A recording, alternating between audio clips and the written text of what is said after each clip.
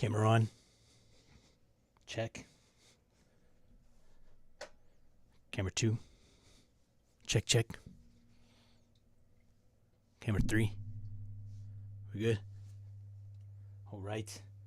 How's everybody doing? Can you guys get me 5x5? How's everybody? All right. Woot woot. Love it when things work. Love it when things work.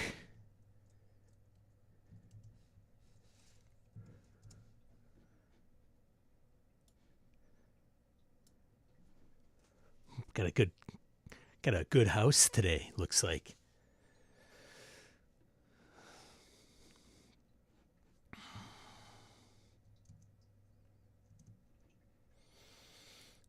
Let's see, Ryan first to arrive. Good to see you. Who's early today? Even early.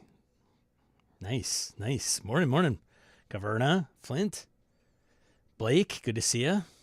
Isaiah, wow, thanks for gracing us with your presence, sir. Roger, good to see you. Tyler, morning. All right, Mr. White, morning. Mr. White, are you at GaryCon? Flint, good to see you. Mention that. Second time around. Excellent. I think I'm caught up. Is anybody at GaryCon that's on here? I meant to post it up on Twitter, and I didn't do it. What am I doing? You are? Well, hope you have, what do you have planned for the day? Make us full of envy. What are you running? What are you playing today? And if you drop and you're like, I gotta go, we obviously know why. Todd, morning. Morning, Todd. Todd. Todd. One of the famous Todds, played by Bill Murray.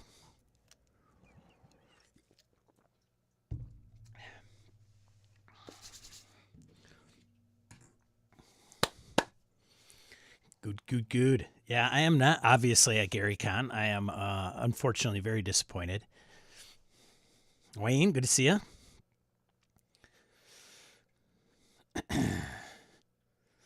Everybody.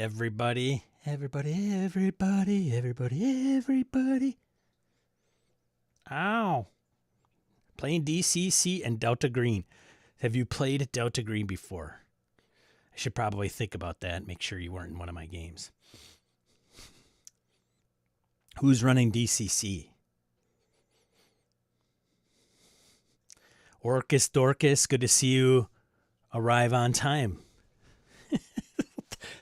Throw on the passive. I don't know if that's passive aggressive. I think that's full aggressive. I think that's actively aggressive, actually. Good to see you.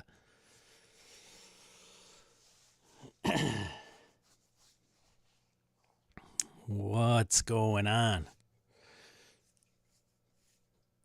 Actively passive aggressive. Yes. That would be accurate.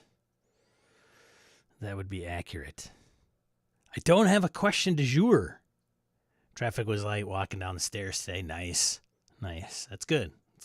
No obstacles in the way. No road construction, if you will. Caverna says, I have an idea for a question of the day. First non-D&D system that you've played. I think we've done that, but I don't have a problem doing it again. I don't have a problem doing that again. First non-D&D system that you've played. Okay, we'll go with what Cavernus is throwing down. First D&D, non-D&D system. Now, some of us didn't start with D&D. I know that's hard to believe, but it's true. When you wake up in New York City, best that you can do. Oh my God. Isaiah Ayers Christian says riffs. Oh my God. Mega damage. Who's Traveler? Nice. Caverna Gerps. Oh my God. How do you... Oof. Roger French. Toon. Dude, much respect for Toon. I've never played, but I don't know too many that would put that as their first non-D&D game or first game. Blake says, Rollmaster, necromancer killed by some bandits but got nailed by their goat. Yeah, that'll happen. That'll happen. Tyler says, Marvel Superheroes Phaser Rip. Phaser Rip is the TSR version of the Marvel Superheroes role-playing game by TSR, formerly known as Tactical Studies Rules. Mr. White says Traveler. Nice. So the black box is getting some action. The black books, sorry. The 3 little black books. Inspired by the little black dress. Todd Crapper says Vampire First Edition. Ooh, what a mess that was. Turned out Werewolf was a better fit for the group. Ryan says, I can't remember. It was either Top Secret or Teenage Mutant Ninja Turtles or Other Strangeness. We will accept those two. Orcus Dorcas says Palladium Fantasy. I would say actually played, more like deciphered, as it was an ancient foreign language. Ah, yes. The language of our forefathers. Those that have come before us. And chiseled them into the cave walls. There we found the tablets of the lost and ancient Palladium rule set. Todd says, though I'd also make the case Hero Quest, the board game, was my first RPG even before D&D. All right. Wayne Peacock Boot Hill. Not to be mistaken for Shoe Mountain.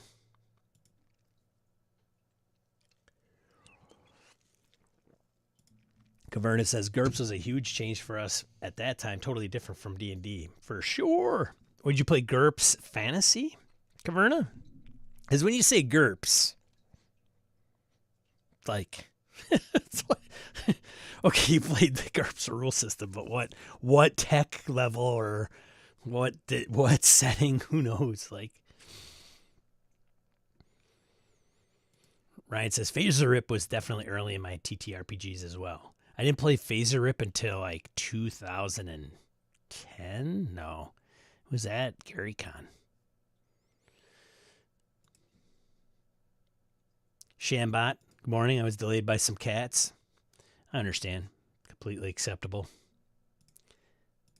Flint Fireforge Twilight 2001. Wow. Do you have the new edition, Flint? Have you played the new edition? I should ask that of everybody. Have you played the new edition?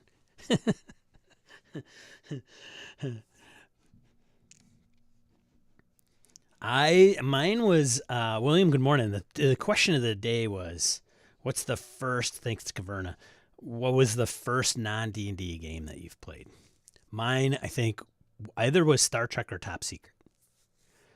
That was the trifecta for us. D&D, AD&D, Top Secret, or Fastest Star Trek. We were playing one of those 3. I don't even remember what came after those. Jeff owned Space Opera. We never played it. We had Star Wars D6 at one time. We never played it, which is crazy because Jeff was a big Star Wars guy. Still is. We never played it. Jeff had a lot of Star Wars figures. He was the guy with the Millennium Falcon and all the ships and all the, what is it, like the 3-inch figures?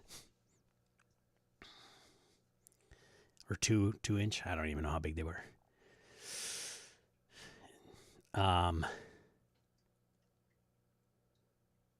Yeah.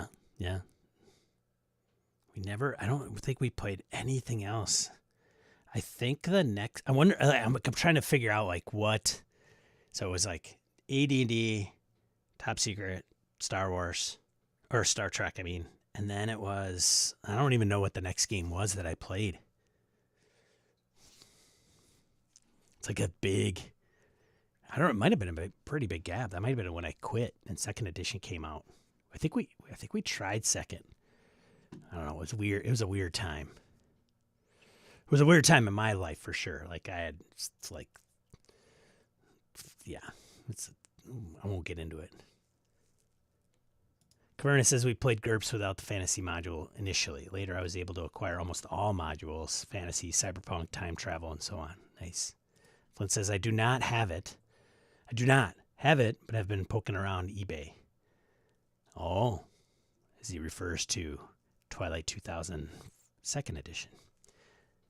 Tim says, I don't I don't remember exactly. I may have been Boot Hill or Metamorphosis Alpha. Hey, Jim Ward, huh?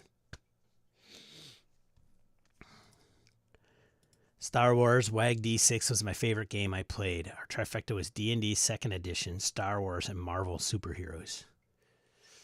Yeah, that's a good lineup. New edition of Palladium. That's grounds for a lawsuit from Symbieta. Yeah.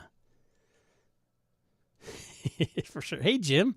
Jim, are you at GaryCon? I thought you were going to GaryCon. Are you at GaryCon? Might have been Riffs, he says. Sort of one session in a Friends campaign where I took over an NPC. There you go. Yeah, I'm pretty sure that was it for me. Star Trek, Top Secret, and AD&D. I don't think I owned any other RPGs other than those three initially. And I had second edition D&D and a few books. I had Top Secret SI, Top Secret SI, which I would still lump into Top Secret. I don't think we played a ton of that. And I think shortly after that, I left the hobby. I think I stopped playing RPGs. I'm pretty sure that was the chronological order of things in my life. And then I don't think I played again until 3.0. And it was at the end of 3.0 where we played for maybe 3 months or 6 months before 3.5 came out. And then it was all over. Then it was like, open the floodgates. Tad Leckman, good to see you. First question du jour is first non-D&D game that you've ever played. Oh, played or run, by the way. Sometimes I don't know why we have to specify that. If you're running, you're playing. I'm not at GaryCon. I'm at home painting my dining room. Oh, all right. Well, it's productive, I got to say. Todd says 3.0 is what brought me back to. Yeah, a lot of us. I think it's a pretty common theme. Like, there's a lot of it. Craig Shipman, many in the chat. Like, I think it was pretty typical. Like, we were a weird generation where none of us would see what it's like today. No way. Like, Brett and I have talked about this too and mentioned it. If you would have told me when I was 14, 15 that, people would stream games and thousands of people would tune in to a website to watch it played live, and that, some dungeon master from a stream would walk through an airport and people would flock to them and ask for autographs, I'd be like, you are out of your damn mind. Like, you are completely off your rocker.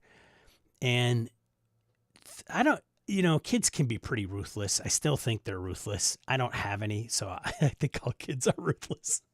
No, I'm just, except for yours. Because you are all good parents. But I mean, it was such a stigma back then. It was kind of on the down low sometimes. Some of us didn't care. And then we kind of, I don't know. I can't speak for everybody, but I feel as though many of us did other things. Like, I always say I discovered girls and beer, and going out and socializing and mingling, if you will. And I don't know, at that time, it just wasn't like the thing to do on a Saturday night. We wanted to do other things. Parties were happening, social dynamics and coming of age as a older teen, I guess, for the most part. And so we had this, then we were just kind of like, it kind of faded. We put our books away. Some of us, not all. And then something brought us back. Whether it was 3.0, another friend, a former, like an old friend of ours that played. That's how we got back into it. Jeff and I. And Jeff had played for a while on and off. Like he was in the military. He played a lot of GURPS. I think he played. It's funny because Jeff, I mentioned, is like he's played many games, but he's not the guy who's kickstarting 20 projects, or 2 projects, 3 projects a year. He's kind of selective in what he plays. And this isn't a knock. It's just to kind of contrast and compare some of the people that I know. And he's he's played Savage Worlds, GURPS, probably more GURPS and D&D. I think were kind of go-tos. And I don't think he had as big a gap. He had probably gaps, but it wasn't like stopped, junior year in high school. It didn't get started again until we were like 30, which is like a 10, 15 year swing. So it is an interesting dynamic. And he would, like, he'd be in the military. Somebody would play GURPS. He would play GURPS for a while with his veteran buddies. And then he'd get out of the military. And then, of course, that faded away. So he would have a gap, and then he would get back into it, is my understanding. But, man, once I got back into 3.0, I think it was a very kind of a gradual in, right? We play once a month or whatever and play. But, man, when I got to Gen Con one year, the first year was in Indy. Dude, it was all over but the crying from there. But, yeah, I think that gap is not uncommon with a certain generation of gamers. Not all, of course. There's some that are still running the same damn campaign that they tripped on and created in the 80s. Shambot says, first non-D&D was Star Wars WAG. We continued to play that even to this day. Shadowrun and Palladium Robotech made it in sometimes. Then the 90s brought Vampire, and we all got consumed. Tad says Gamma World. Very nice. William says D20 Star Wars. All hail Gamma World. Sean just describing his daily issues here. For the most part.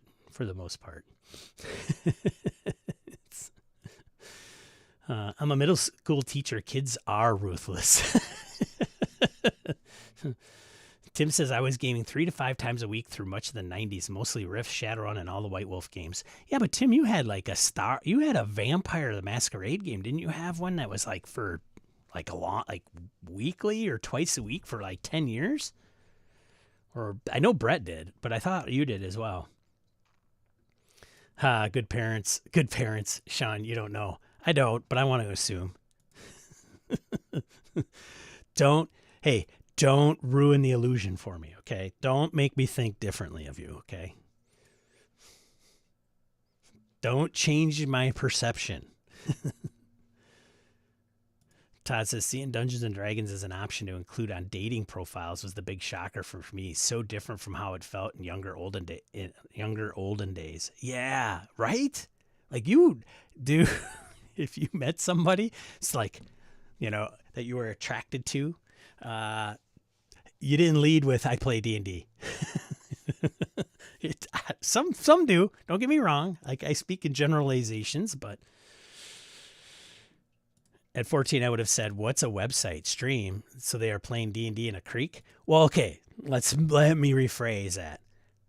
If you told me that D&D would be played at a convention on a live stage and people would buy tickets and hundreds of people would buy tickets to see that game played on a stage, I'd be like, you are out of your damn mind.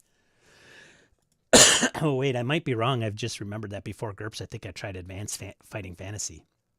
Well, Carverna, I'm sorry. Because you're going back, we're going to have to kick you out of the chat room. That was an unacceptable slip up. So, sorry. Blake says, been mostly playing some breaks when the people are busy. Played MMOs then. The filler computer games. I mean, it's convenient. All right. Tyler says, 14-year-old me wouldn't have believed you could get paid to run games now. Right. Another aspect, right? Crazy. It's crazy.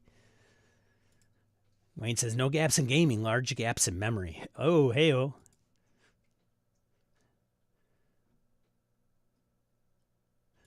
Orcus Dorcas, second thought it was the watered-down version of MERP from the Tolkien Quest books. There it is. Tim Jensen, 15-year vampire game. That's crazy. 15 years weekly, right? So 52 weeks a year. Although I got to imagine you probably hit a couple that you had to skip. I probably had 30 different players in that game over the years. That's insane. That's funny. I've run many games for teens, but 11 and 12-year-olds are definitely neutral evil. Are there goth Brett pics? There is one picture that I think his wife posted on Facebook, and it is like Brett when he was probably 17. Oh, it is hilarious. He's not goth, but he's got wire rim glasses, like I think the circular ones, right? The Radar O'Reilly circular gold glasses. He still had short hair, I think. Yeah, he still had kind of short hair. This is a video, so I don't want to get too crazy, but he was always tall. He's a pretty tall guy, even as a teen for sure. And a little doughboy, I think. Not large by any means, but he had like the cheeks. Like Brett, I would say is if you compare Brett now to Brett then, he's probably in better shape now, honestly. That is not a knock on Brett. It's just funny. And of course, he's clean shaven because he's like, baby face. It was so funny. Yeah, I think if you're on Facebook and you're friends with Brett, you could probably find it. I don't think I saved it. I thought I saved it somewhere just to keep it, but I don't think I have.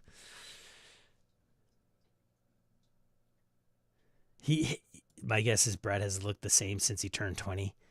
Yeah, probably. Yeah. Yeah, and I think the picture I had was like his senior. It was I think his wife posted it. It was like his senior year. It wasn't in college, and she wasn't with him at the time, right? She just happened to pull that out of the archive somewhere. So for those of you that don't know who I'm talking about, because not everybody here is a long time gaming and BS fans. So Brad was my former co-host and friend that we did a RPG podcast for 7 years. So. And Brett is your like, he's got a beard and he's outdoorsman and does taekwondo.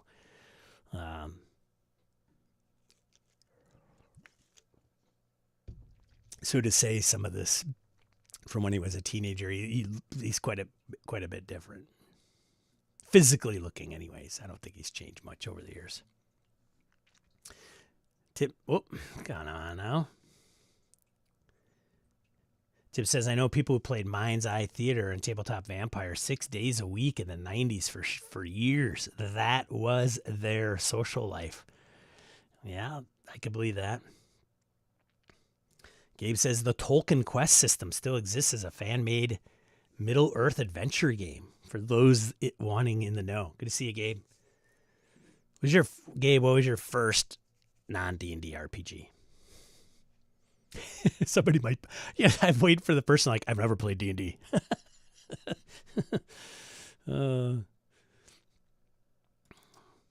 Tim says, my Vampire Chronicle had about 600 sessions. My brother, who is the only player who was there throughout, kept track. It was great, but never again. Wow. A lot of people played Vampire because of their interest in girls, boys. That was a culture shift. Someday, Sean, I'd like to hear the story of how you and Brett decided to host the podcast. Well, I've shared it before. I could tell you in a quick story. I don't know if I'll bore everybody, but so the gist of it is Brett and I worked together, and I'm a technical recruiter professionally, and I was working in corporate HR, and Brett was a contractor at the company we worked at, and so a internal client, a hiring manager, if you will, said, "Hey, we've got a contractor we want to convert onto payroll and bring them onto the staff." And so those things had to come through me because I had to facilitate that. We had to make an offer. It's not much different than hiring somebody. The only difference is they've interviewed for, I think, over a year. sometimes. That's their interview, right? So I had to make them an offer. So I got on the phone and had to, okay, how much are you making? What are you looking for? So I had all Brett's salary information and everything. That's how we started. So we made him an offer, and he ultimately declined the offer. But I knew him. At that point, that's how I got introduced to him. And I was sitting in this place that we worked has a big atrium. Big open, it looks like a hotel. Like all the cubes are along the sides of the building, and it goes up 3 floors. So that's kind of what it looks like. And so the atrium is in the middle, and it just goes up to the floor to ceiling, big glass front. And then there's tables where anybody can just pop a squat. And I was on my lunch, and I had my personal laptop. And on my personal laptop, I had like Fear the Boot podcast sticker on it. I had this just in from Gen Con sticker on it from like a Kickstarter for, it might have been when Paul Tevis gave it up and somebody was going to kick it off at Gen Con again. And Brett was walking by and he said, "Hey, how's it going? Do you game?" And I said, "Oh yeah, man, I game." Yep. He's like, "Oh, cool. What do you play?" So the conversation started there pretty much. He's like, "We should do lunch sometime and we could just rap about gaming and stuff." And I'm like, "That's cool." And so after that, like Brett and I would have lunch at least once a month, if not every other week, and almost weekly. And we would just talk about each other's game groups and our games that we were playing and stuff. And I think at one point, it was definitely before 5th edition. We were playing Pathfinder, and then 5th edition came out, and I was like, "Hey, you should check this out." So yeah, that's how we. And then I'm like, I wonder. I had a podcast years ago. Fraser is not in the chat. Fraser, Ronald, and Rob from Accidental Survivors. So they were like old school podcasts, and I had one when they kind of were in the mix, and when Fear the Boot was really early, but I had 4 episodes and that was it. And it didn't go anywhere. So for a long time, I would just listen to these RPG podcasts and podcasts in general. I'm like, I wonder. So I just pitched it to Brett. I'm like, "Hey man, would you be interested in doing a podcast? We just, talk about stuff on the mics." And then he's like, "Sure." We hashed out the details, and I kind of got things rolling. And then that's how it came to be. That's the story. There you go.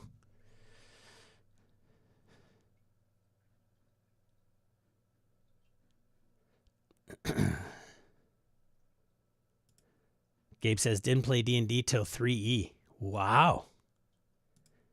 Here again, Ryman Lake, kitchen up, long week at work. Yeah. First game, not D&D, is the question of the day. Also took a long break to just hang out. Thanks, Gabe, man. Where's the wavy screen overlay as Sean does back in time? Yeah, right. The Wayne's World.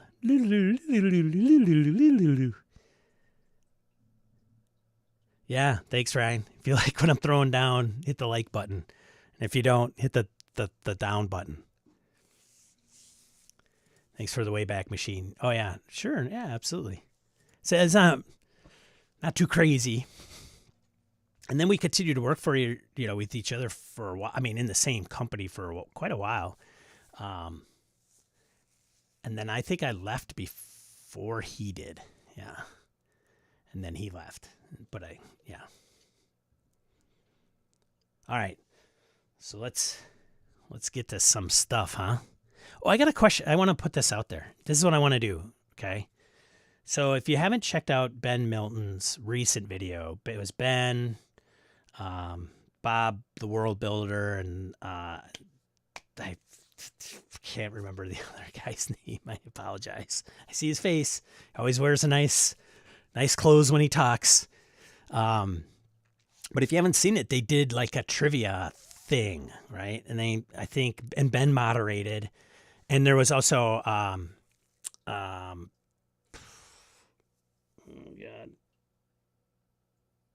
what is his name? Help me out, guys. Baron DeRob and Luca. Thank you, Shambot. I was looking for Luca. So those 4 people and Ben facilitated it, had kind of a trivia thing about D&D. Happy birthday, D&D. You're looking great at 50. Just want to say. And I don't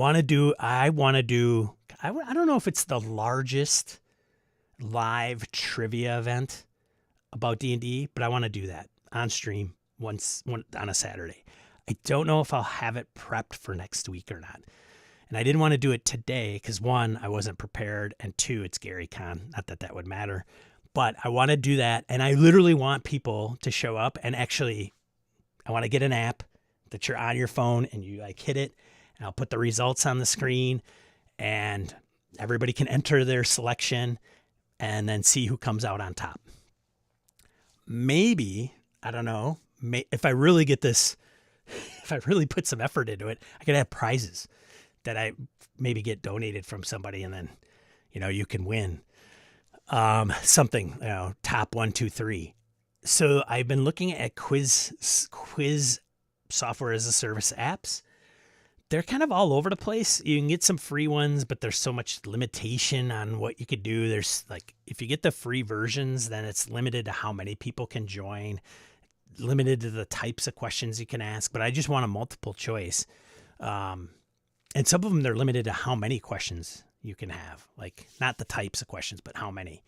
But I just want to do, so if some of you work in like corporate training or, have a corporate trainer that has done stuff like this and they use a pretty good app and you pull it up on your phone, dude, that's what I want to do.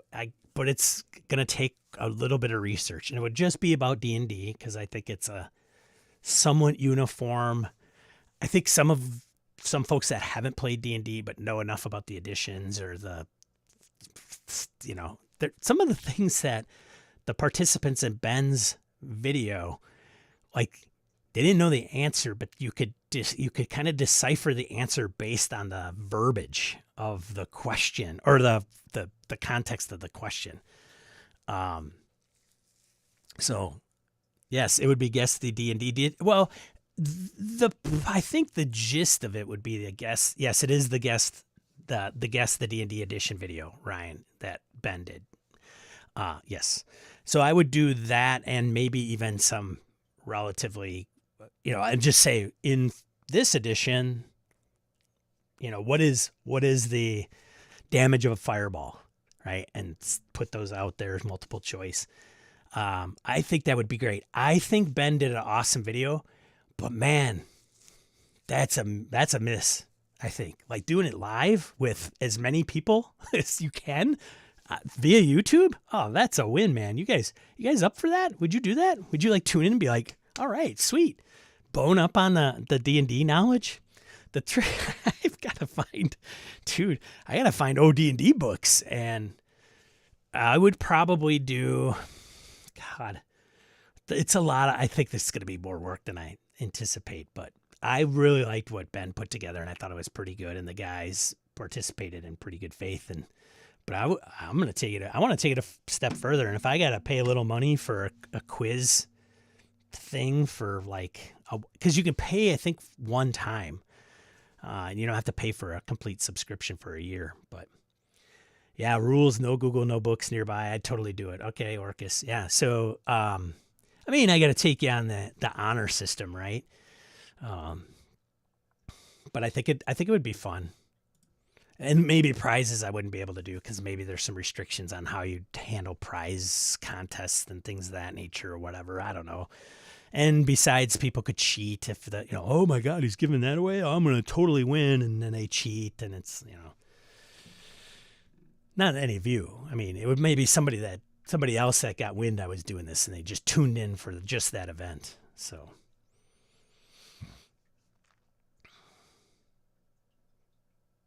Yeah, Shambot, that was a fun video. I agree. I thought it was pretty interesting.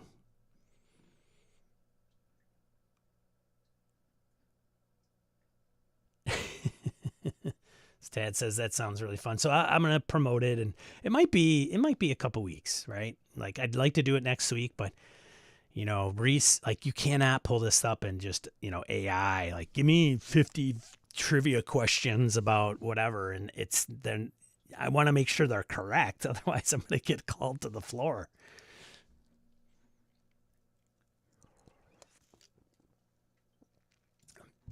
Orchid says they do a different type of game for the virtual Grog Meat Con every time. It's a lot of fun. The best was guess the cover where they photoshopped the title off. Oh, interesting.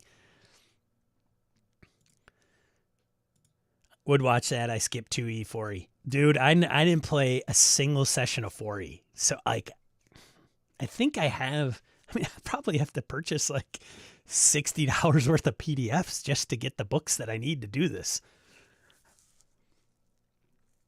Oh, there is a D&D Trivial Pursuit. Oh, yeah. I don't know if I can. I mean, I could pull the questions, I guess, but I don't know. Would that be bad? Like, I got D&D Trivial Pursuit. We're just going to go right through the cards. Put them all out there. I don't know. That's good to know, though. I'm trash at D&D knowledge, but I'm down for that. Cool. Jim has the D&D Trivial Pursuit. That's another thing. If somebody knows those cards, they'll know the answers. Because I know Jim goes through them, and he's like, okay, like flashcards. I think he does them. Yeah. So when he gets in our circles, he can just be like, well, actually. Because if you've ever met Jim, he is totally that guy. No, he's not. No, he's not at all. But next thing is my daughter's birthday, so I'll probably miss the stream. Well, we'll schedule around that, Jim. And the thing is after it's done, people can like pull up the stream and they can just run through it with their group. And, you know, I'm thinking maybe an hour. I don't know. 2 hours might be tough. Maybe an hour of that, but it would be fun. And I get you a code, and then you could just log into the website, and I'll have the leaderboard posted up over here. See how everybody answers.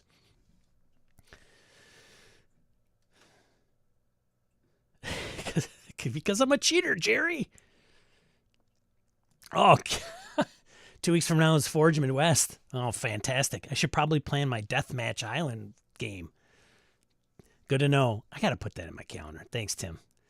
It's maybe next month. I got to get it done before con season because everybody like at cons.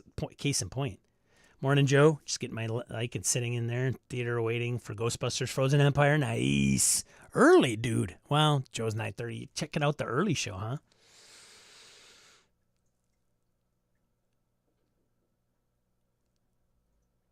I'll ask my learning and development peeps what remote trivia tools they like best right now. Agree that the free ones don't usually cut it. Yeah, it might cost me like $50, honestly, to pull this off.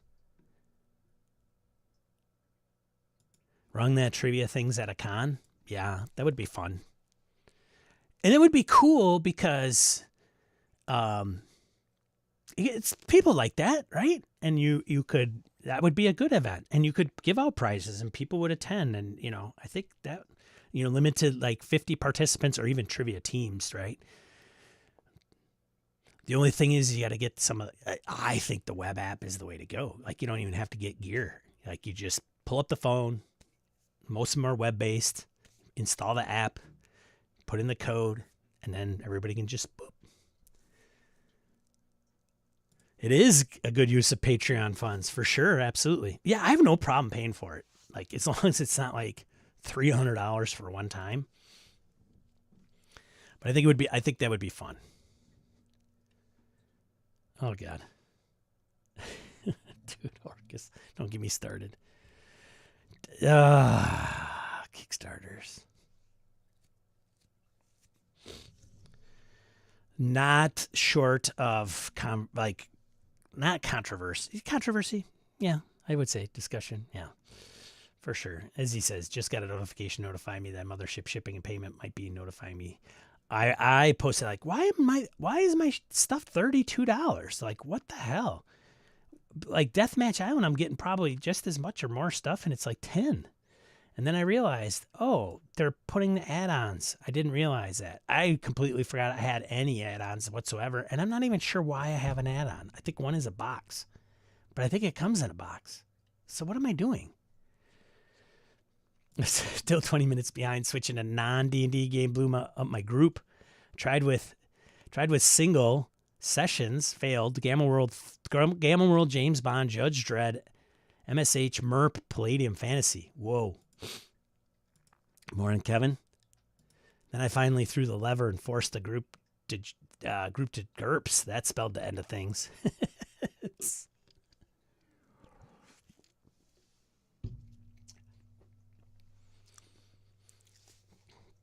So some people are going to be like, well, I didn't play every edition of D&D. I don't know anybody that has. Maybe. And some that have probably didn't play one as much as the other. So I think it's going to be I think it'd be interesting, even those that don't play D&D a lot. So I think I'm going to keep it to maybe OD&D, probably similar to what Ben and the guys did. Ben, like OD&D, BX. I don't know if we'll do Back Me. Maybe? I don't know. I don't like, was it Back Me or Old Me? Oh, excuse me. Because you have Back Me, BX, and Metzner. So, like, those might be interesting. But I would say, for sure, AD&D, second edition, straight third. Might not even do 3-5, just third, and then fourth, and then fifth. And I got to say, out of all of them, like, I'm not well versed in any of them necessarily, but the ones that I'm probably the least knowledgeable of is fourth and probably OD&D. But that's not saying anything, because I think if somebody threw me trivia questions from like Back Me, I wouldn't know. It'll be fun. And I'm like, man, like the world's largest D&D trivia. That would be the go. OD&D, Homes, BX, Back Me, RC. Is that yours, Jim? That's your forte? And I got to balance them out, right? Or do I? If I do that, then people are like, let's see. Okay, he's gonna say four questions from this one, 4 questions from this one, 4 questions from this one. So this one's got like it's predict it all. Ask 3-5 questions for tiebreakers. Maybe. I'm pretty bad at RC questions and Back Me at this point too. RC Rule Cyclopedia is what Jim's referring to, which is the comprehensive Back Me.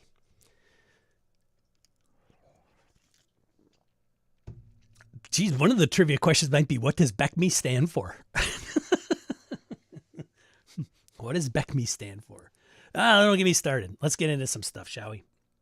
All right.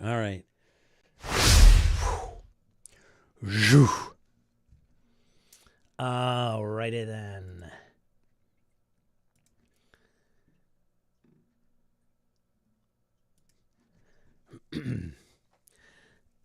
Well, that's no good. They're an epic fail. Let me try to fix that, shall I? Usually the browser source is like, why is that not? There we go. Usually that doesn't happen. Sorry about that, guys. All right, so if you haven't heard, Jim Ward passed away. So Jim was instrumental in Metamorphosis Alpha, big contributor, and co-writer, Deities and Demigods. Those are the big books that he's put his stamped on. Author of Greyhawk Adventures, veteran TSR. He passed away at the age of 72 this past week. So we express our sincere condolences to Jim's family and loved ones, and everybody, paying homage to some of the contributions that he's had in the industry. But wanted to recognize Jim as one of the, I would say, old guard, if you will. Let's see.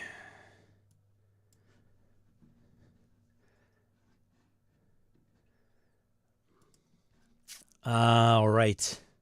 Chuck Taylor's Converse debuts, new D&D inspired high tops and apparel. These are actually at GaryCon. A couple, I think. They're on display. I would totally buy a pair of these. And if I was a shoe freak, I'd buy all of them.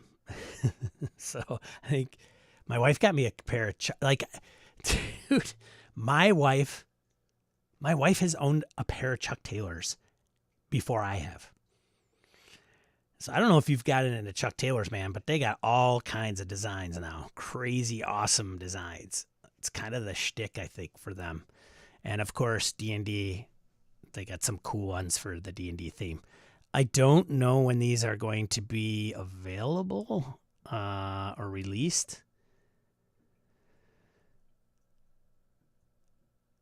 Kind of like the black and green one right there with the wizard. That's pretty cool. Yeah.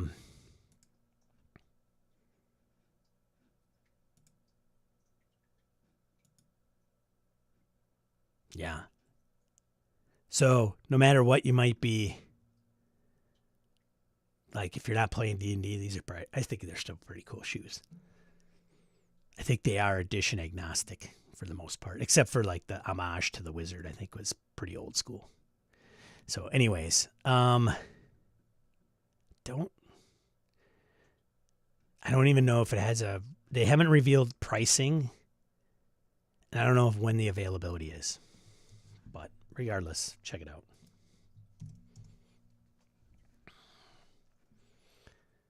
They are uncomfortable as hell, in my opinion, as well, Ryan.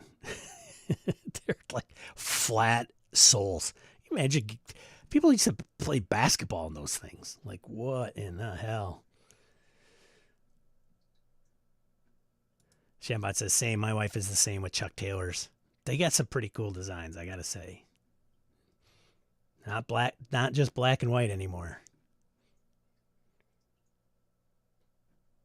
Is that a thing now? Dorcas is, oh geez, my wife is a Chuck's freak also. Some women have heels collection. She has Chucks, yeah. Tad low top Chucks. Yeah, well, everybody loves for the Chucks. Flat soles are best for lifting. Says Hans and Franz. Tim. Never liked Chucks. I mostly wear Vans. And he's not a skater. Fair enough. All right. Let's see. Moving on. This was interesting. I think somebody posted this too. I don't know if it was Nelson in the Discord, but 6 remastered adventures from D&D's first edition. So, well, it's kind of interesting, like a callback to some of the originals. So this is, they're going to remaster it. I'm sure it's going to be to like the 5th edition rules. It's called The Infinite Staircase, very much like Tales from the Yawning Portal book for 5th edition, where they had the Tomb of Horrors updated to 5th edition and a few other adventures in it. So this one is going to have, which adventures are going to be remastered? The Lost City. So that's going to be 1st to 3rd. When a Star Falls, 4th to 5th. That's a UK module. Beyond the Crystal Cave would be 6th level. Pharaoh, which I don't know if it's the greatest adventure necessarily, but it holds it's kind of close to the heart for me. Pharaoh is. And then the Lost Caverns of Sojkanth, which I had mentioned last week about them doing it for kind of like an Adventures League. Oh, excuse me. And that was a tournament adventure created by Gygax in 76, which is, I always have fond memories of, even though they're fading. So, and here it is. Get the one-shot version of the Lost Caverns for free on D&D Beyond on March 26th. You can claim a copy and see if your party can survive the dangers of Igwil's lair. And then the last one for this particular book that they're going to put out, Expedition to the Barrier Peaks, which I was not a fan of at all. Even when I was a kid, I'm like, I told you guys this once, like, what? No. Just no.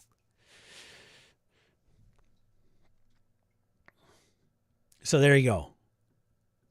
Will I pick it up? Probably not. I'm not playing a lot of 5th edition, but I don't know. I wouldn't mind 5th edition. It's just a fine game. I would run 5th edition with core books and run Lost Caverns. Like, kind of as a short series. And, if it was converted to 5th, it'd be fine. I don't know. Or Pharaoh, for that matter. I don't know if I've gone through the Lost City or Beyond the Crystal Cave. Definitely haven't gone through it When a Star Falls. So, and then Beyond the Crystal Cave was a UK published one as well. Anyways. And you're right. I wonder if this is why Goodman hasn't done any more conversions lately, says Tyler. So for those of you that aren't in the know, DCC Goodman Games, they did the big, huge renditions of, what is it? The Temple of Elemental Evil, Keep on the Borderlands, Expedition to the Barrier Peaks. There's a few, and they're just monsters. And it has the original in it. It has like some forwards and introductions by different people in the industry that comments on this scenario. And then it has the conversion in it, but they're so monstrously huge. It's funny to me because these modules are like, what are they, 26 pages? I don't even know. It's like got this huge ass 600 page, book. Orcus says he believes the contract ended with Goodman Games. So they did a good job. So they're out there. I got rid of mine. I think I had Barrier Peaks and I unloaded. No, I had Keep on the Borderlands and I unloaded that. All right, moving on.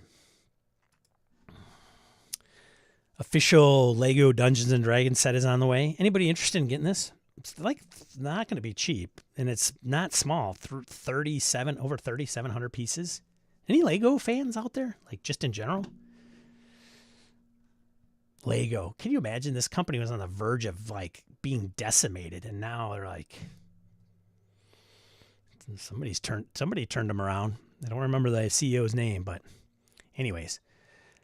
We'll launch April 1st for Lego Insiders and April 4th for everyone else. Kit features everything you would expect from D&D theme set, including explorable dungeons, tons of monsters, and customizable characters. Best of all, it even includes its own adventure book. So you can use the new set to play a real D&D campaign. I believe D&D Beyond is going to release the scenario to play with this thing. I don't know if it'll come in the box. You can also make well-known NPCs like Beholder, Gelatinous Cube, Owlbear, Displacer Beast, plus smaller creatures like Skeleton Warriors and Myconid Mushroom People. I thought it was pretty cool. I don't think I'll buy it. Dude, I want to get some Star Wars. I want the Millennium Falcon. Like, I just want the big, huge. That's what I want. It's like $850. Like, it's crazy. I mean, I have a nice car. I have a nice place. My bills are paid for. I have money sitting around. Great. Maybe I buy the Millennium Falcon at that point. But I'm not there yet. Who says Lego rocks?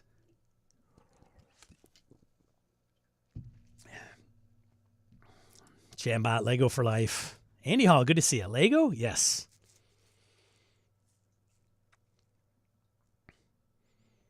I have not been to I think we have a store in Madison too. I don't know if it's still around. Tim, you know?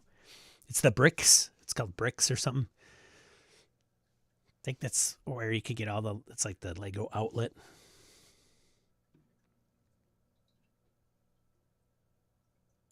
Todd says, I'd possibly buy to display on a shelf. First, must buy a shelf. Yeah. Yeah, in Fitchburg. Yep. Is it still there? I know where it is. I just don't know if it still exists. Not very far from Noble Knight Games for those of you out-of-towners. All right, let's see. Moving on. Long-time Asmodee managers bought out Miniature Market from their employer. So Asmodee has sold Miniature Market, the U.S. tabletop retailer it bought 3 years ago, to a pair of the board game publishing giant's long-serving managers. The sale comes 4 months after it emerged that restructuring had begun at Asmodee. with its parent business Embracer launching a massive cost-cutting program to cut its $1.4 billion debt pile. Dude, if you want to look into some craziness, look at Embracer and all the companies they own. It's nutty. Asmodee would not answer questions on whether the sale was related to the restructuring, with a spokesperson only able to confirm to Board Game Wire that Miniature Market was no longer part of the company. Did I put in the Lego thing in the chat? My bad. Was Ryan yelling at me? I've never been to the Warhammer store either. Can you believe that? I live in Madison. We've had a Warhammer store for how long, and I've never been there. I don't know how many people go to Miniature Market. They had the big retail online presence, didn't they? I thought.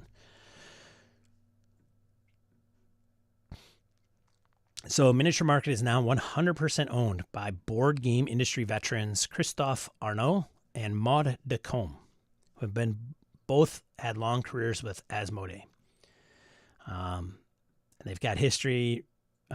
Arnault, who ran a group of specialized game stores in France from 1996, founded Asmodee LLC with the board game publisher in 2005. And Asmodee incorporated a year later with the aim of establishing a foothold for the distribution of European board games in North America.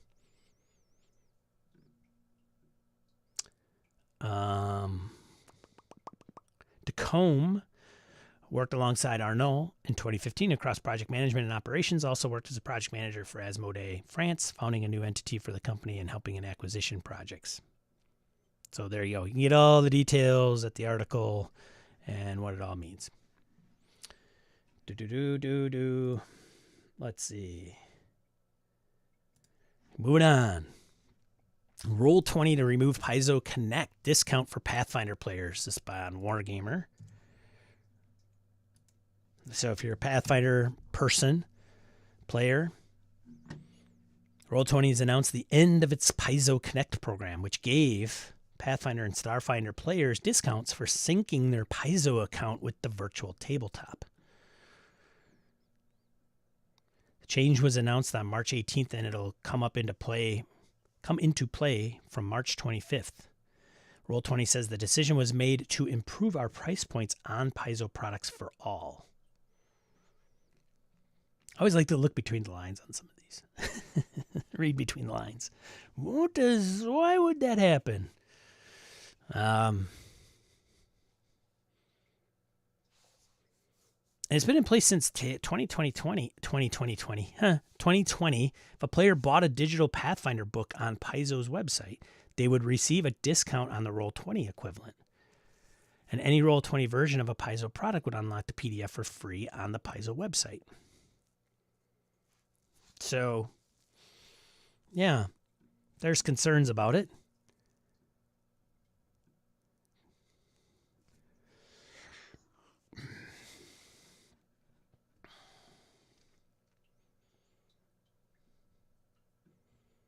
Read through the chat. Give me a sec.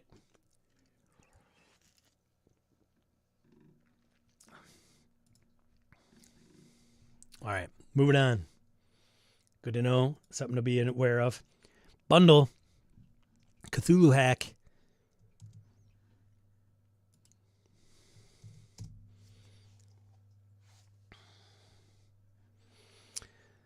And Desanction. I don't think I have these at all. Cthulhu Hack Bundle now enhanced with new 2024 edition of Cthulhu Hack, the simple and accessible Mythos tabletop role-playing game from Just Crunch Games. It's a fast-playing, standalone investigative game based on David Black's minimalist fantasy RPG, The Black Hack. Pits ordinary people against the sanity-shattering horrors of Cthulhu mythos. If you want to get on that, the cost for like the whole thing, for $6 you can get 6 titles. It's worth usually $20 or $29.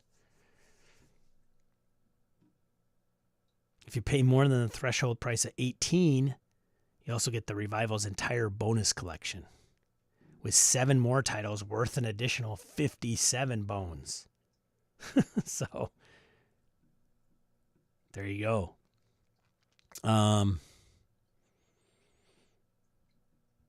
Where was... Yeah. There you go. Did I put it in the chat? Did I? Board gamer. I did not. Yes, I did. Okay.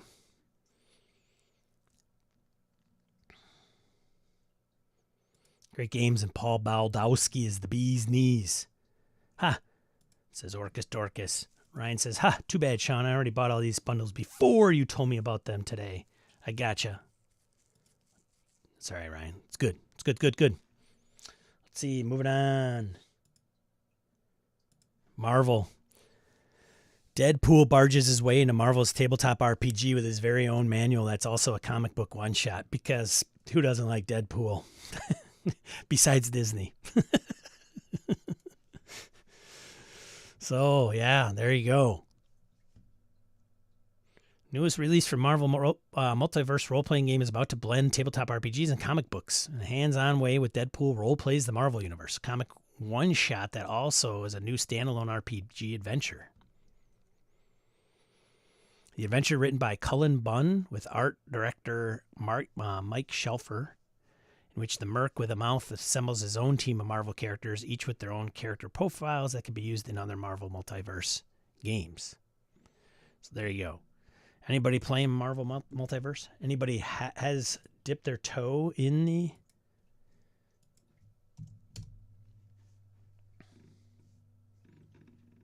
No. Going once. Bueller.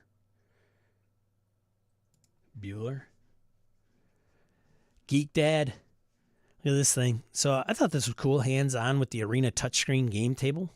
So we've had like gaming tables. We've had the LCD embedded in the game table. They did have touchscreens before, right? Remember when they were having a Windows version thing?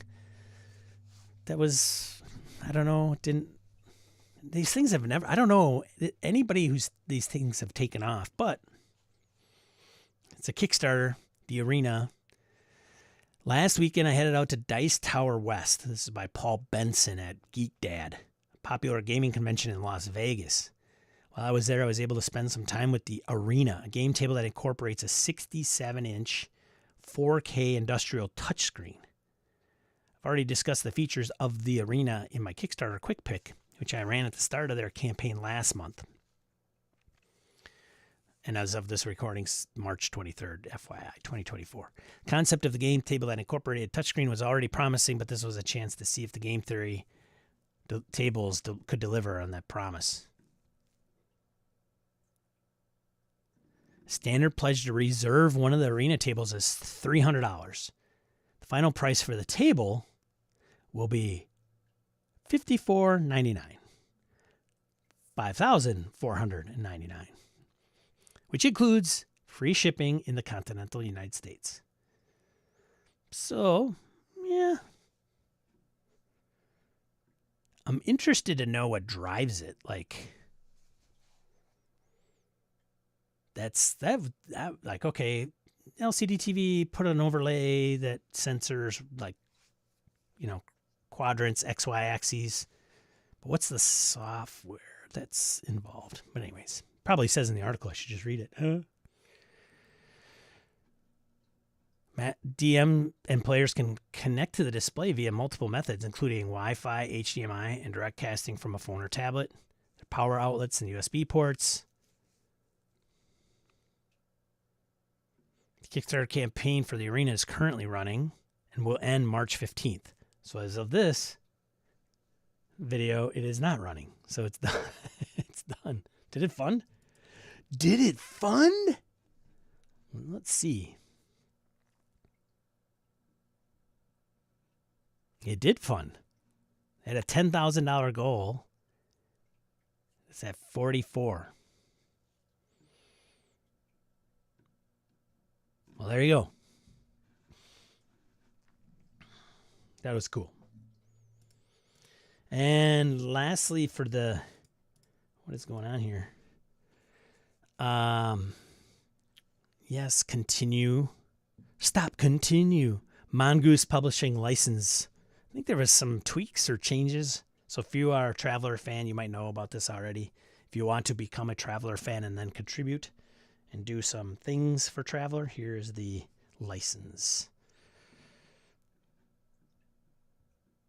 Travelers Aid Society. It's a conjunction with DriveThruRPG. It's like and allows you to create and sell modules, adventures, and rules based on the current edition of Traveler based on Mongoose. Traveler Compatibility License. Grants publishers royalty-free permission to create, print, and publish their own Traveler works, all with the official Traveler Compatible logo. I don't know. It's just all this licensing stuff. Yeah. Well, there you go. Did I put the licensing in there? I did not. And did I? I did not put the... What am I? I'm behind. What am I doing over here? There's the Mongoose. Did I not put the arena game in there? I did not. Sorry, guys. I'm slipping. All right. Let's get some other stuff going here. Brand news.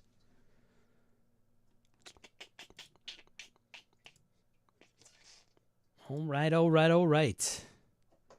Some of these won't be a surprise to you. First one up, Dragon Bane. Booyah, in print. I thought it was... Did I not know that?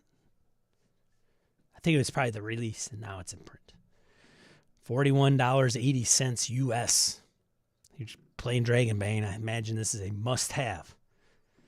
This is by Ian World, by the way. Not affiliated with Ian World or any of the websites that we just put out there. But we do thank them for putting that news out there. Go to their links. Click on all their ads. You're welcome. Traveler, Aliens of Charted Space. Another Traveler. Man, that thing puts out a lot of stuff, right? Somebody said last week, like all the Traveler stuff that's being put out by Mongoose Publishing. OSE Official Adventure Scenario. Anthologies 1 and 2. $20 each. Some of you might have some of the things that are included in these, by the way. So take a look at what each one contains. I believe. Features folks like Brad Kerr, Giuseppe Rotundo, Glenn Seal of Midderlands fame, D.M. Wilson, Sarah Brunt, Chance Dudanek, Diogo Noguera, who's at GaryCon, by the way, Nate Treem, and Brian Yaksha. Next one, Space Bulk, Super Savage Systems, Softcore Supplement, Neon Lords of the Toxic Wasteland. That's the system. It's built on top of D&D Basic. Post-apocalyptic Earth where magic mixed with tech from the 80s. Tech in the 80s? Oof. There you go. Shadowrun Falling Point. Shadowrun Hardcore versus Supplement profiles 10 people in orgs standing on a precipice. Sometimes they're ones who might go over the edge. Other times they're looking at someone else they could push. Next one, Brindlewood Bay, which I thought was interesting. I was like, I know it's been out there for a while. It's only on drive-thru. I imagine you could buy the PDF and then print it yourself, but now it is in print. So there you go.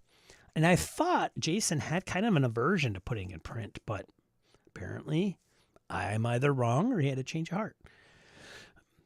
And maybe they're both. Or neither. I don't know. Anyways, so if you're interested in Brindlewood Bay, it's become quite popular. And then, of course, Nephews in Apparel, collection of new mysteries for Brindlewood Bay. All by the Gauntlet. There you go. So Brindlewood Bay, you play like the Golden Girls or Angela Lansbury, Murder, She Wrote, and uncover mysteries that may or may not have anything to do with cosmic horror. Lovecraftian in nature, if you will. Gumshoe Starter Kit. Hey-oh, look at this. book bundle, $70, $69.95. Let's maybe I'm misleading here. So not a new product, which I did not know, but instead a discounted bundle of 3 related horror RPG titles for Gumshoe. Esoterists are intent on tearing the world, Fear Itself, and the Book of Unremitting Horror.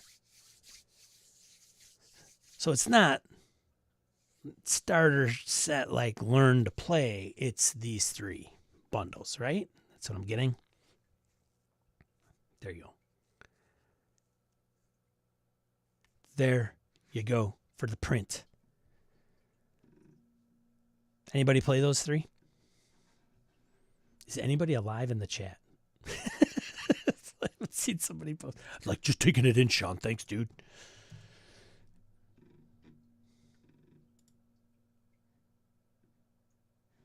Why is this not moving? Oh, here it is. I got you. Okay. Harrigan says, oh, he's referring to Tim. I'll refrain. Wow, that was weird. Like, I don't think my chat was moving for a bit. I apologize. I see you guys are alive now. The chat just, the function of the chat just died.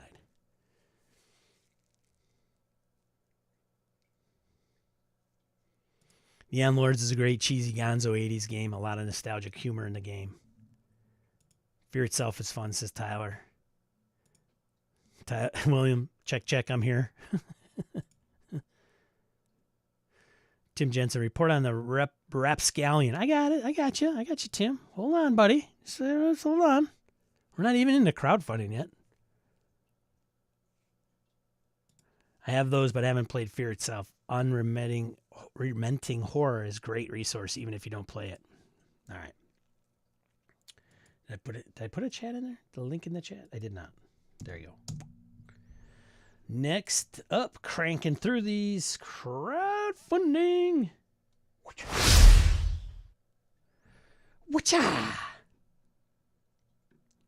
Well, you know who I got to start with first, right? You guys know this, right? I mean,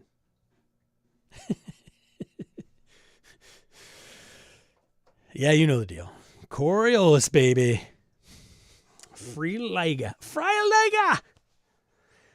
479K funded at a 23,656 US of A dollars with 19 days to go as of this March 23rd stream. Full disclosure, I did back this. Go figure. I think I backed it at a regular level. I did not get the limited edition, only being printed for the Kickstarter. So there you go. Standard combo is what I got. With other 2,100 of my fellow Free League fans. I actually like the original, like the non-limited edition cover, or collector's edition cover. The collector's edition cover, I'm sure, like, it's fall leather, it's nice. But sometimes, man, just the regular covers and the art. Sometimes with the fall leather, it's just a logo, which is great and fine. But, I don't know. Sometimes it's a little drab for me. It's just me. Gotta say. All right. See you, Todd.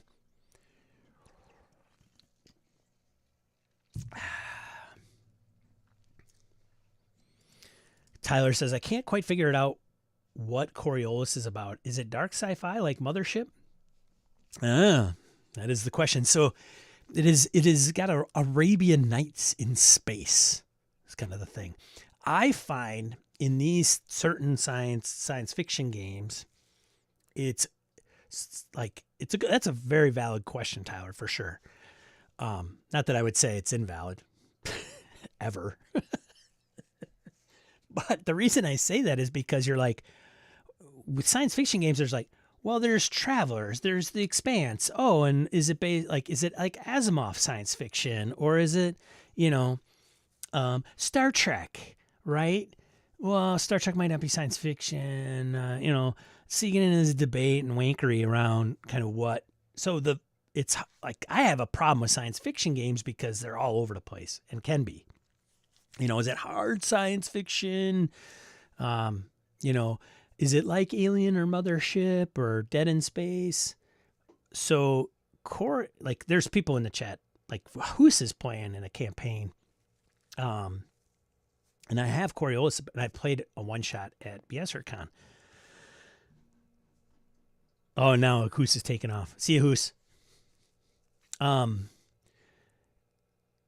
So I find because they'll list in the book some of the inspiration, and they'll say, look, here's these things. And I think anybody that runs like a Coriolis game has to kind of convey to the party like what type of game it is or what type of game they're running, because two Coriolis games can be pretty different. But in short, it's not really built on it's so setting rich. I will say that. And with that richness comes the dynamics of the universe. So, you might have political things going on that are not wholly dissimilar from like The Expanse. Like if you've ever watched The Expanse or read the books, there's a dynamic with Mars and the colony of Mars. And then you have the Belters who are out in the kind of cast out into the belt to do labor. And with that comes different social structures. And then you have Earth and the whatever Earth forces are. And so there is some of these dynamics that are in Coriolis, and I don't want to go into a huge Coriolis thing necessarily, but so there's that. And so, and then, it's kind of Traveler-esque, but with this version, it's a little different than base Coriolis, where, it says the Great Dark, the portals are dead. So there's portals in Coriolis that kind of take you to different horizons. In different areas within, space. So with the portals that are dead here, this one's more based on exploration. It says, you are explorers of a dangerous world. You'll do the work few others will. The enigmatic runes of the Great Dark is shunned by most, but not by you. You seek them out to delve into their shadowy depths and uncover their secrets.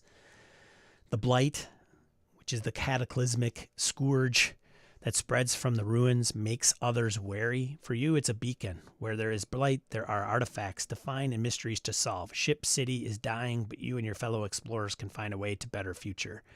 So Coriolis, the original, will have elements of kind of exploration as you're kind of going through, right? Kind of through play. With Coriolis, this version, or this, because this is the Great Dark, this is its own thing. Like, you don't need the original Coriolis books. It's going to be more exploration and out into deeper space that hasn't been explored. So if you like that, then great. And maybe there are elements of danger, alien species that you might uncover in your journey and exploration. Is it alien? Could be-ish, but also with Free League games, they do try to tie the Year Zero engine details into the type of game. So you could probably bet there's going to be some resource management, I'm guessing. Definitely some exploration things. And Forbidden Lands has exploration because it's a survival fantasy game based on exploration. So you could probably see some tie-ins to some of those details. And I know the chat's going nuts too. So I don't know if that helps. If you go on our Discord, I know some of these guys will elaborate. Who exited is like actually playing Coriolis in a long-term campaign, and his DM is really into it. And he actually ran it. Michael ran it for us at BSRCon. He says, Tyler says, I backed Free League's Electric State. Fanboy here too, but I'm going to hold off on this. The Dark Coilers quick start is out, so maybe I'll check this out. Sure. Yeah, I mean, there's so much. And frankly, like, I don't have Dragonbane for Free League. Even though I'm a fan, I don't own any Dragonbane. So there's, they could put out a game that I don't want to get necessarily. So I totally get it. Takoi JMB. Hey. Finally got chat working. Always love Free League releases. Hey, welcome, by the way. I believe this is your first time that I've seen you. Thanks for chiming in. Shambot says, the Great Dark seems to be a sci-fi dungeon delve with resource management. In the Third Horizon, I'm running a low mystical setting. Lots of fiction dynamics. That's a good point, too. So in the original Coriolis, it does really kind of tie into the spiritual pieces of that world and some of the dynamics in that regard. This probably is going to be a little bit downplayed, is my guess. Ryan says, I'll probably pick this up in store rather than grab it at its Kickstarter. Totally understand that. Orcus Dorcas, Arabian Nights and theme, or is the culture central similar to how Asian culture plays in Firefly? Yeah, I'm sure somebody. Harrigan says, heavy fiction play, a closed set of systems, religious and Middle Eastern themed space opera. A bit of horror pervades for the original. There you go. New one is quite different, as Sean is describing. Thanks, Harrigan. Yeah. So, and I mean, it's from the same universe, but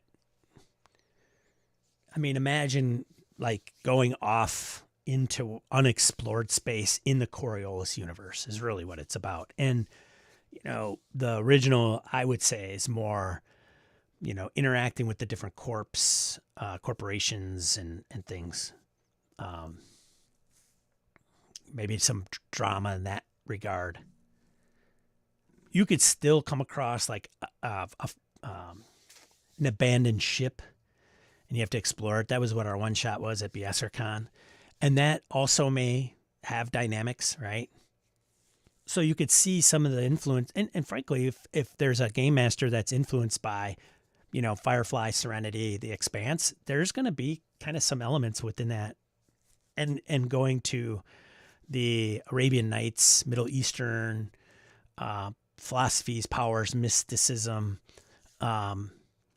transferring into the original Coriolis creates a certain dynamic similar to what you might see in something like Firefly, or, you know, the Chinese influences into Firefly and Serenity. Lots of talk. lots of things being thrown around, but Tim says, this sounds interesting, but a very long wait is too long. I might pick it up after release. The PDF should be available, I think, most free leagues, and I think they mentioned it, like the PDF will be available like, I think 30 or 60 days after the Kickstarter. Sean, you don't have to use ducks and Dragonbane. I know you don't. But, I mean, I don't know if I need another fantasy game. That's the thing. Like, there's so many. Thanks, Takoi. First time catching live. Nice. Thank you. Hope you can make it to future ones, but totally understand if you don't. It's a true sequel, as says Harrigan. What's the one sci-fi RPG where you start out with no memories? I could possibly be getting this all wrong. I don't know. Excuse me. 200 years after the original setting, very much a frontier setting. Thank you, Shambot. The rules are very similar. Electric State, Hope No Skills, the push mechanic. Yeah, pretty spot on. Oh, that might be too. So to your question, Orcus, Schwab was thinking about something like that per Harrigan. Is it Nibiru? I don't know. Tyler says, just downloaded the free quick start to check it out. 80 plus pages. There you go. All right. Anyways, moving on. It's the first crowdfunding. Booyah! The Lost Bay. Anybody getting on this? The Lost Bay is a suburban gothic tabletop RPG setting and collection of adventures set in alternate 90s. So for all you 90s folks that were goths, you're welcome, says Eco, the creator. So this one's funded, $32K at 6,300 goal.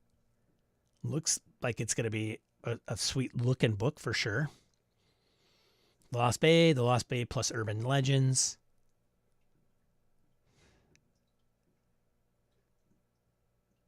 Some good screenshots. So this is the 4th creation by Eco, and they've backed 87 projects. So go check out the 4 that they created and make sure everything's all good. This one, if you get the hardcover, it's all in pounds, right?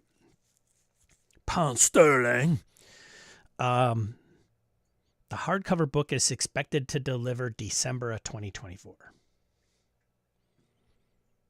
The PDF, November 2024. So there you go. If you want to know more about this, did I put Coriolis' link in the chat? Oh, freely go revoke my freely card if I didn't put that in there. But there's the Lost Bay. So Lost Bay is a suburban gothic RPG, creates alternate version of 1990X, both familiar and uncanny, where the mundane and the magical mix inextricably. It's inspired in equal parts by dark fantasy, 80s horror classics, and 90s indie culture. It's a standalone game for 1 to 6 players. It's a set of 2 hardback books that contain everything you need to play. So there you go. Inspired by Carrie, Lord of the Flies, Binding of Isaac, 100 Years of Solitude, Nightmare on Elm Street, Videodrome, some others, Rage Against the Machine, True Detective, VHS skate documentaries. So there you go. Some vibe, if you will.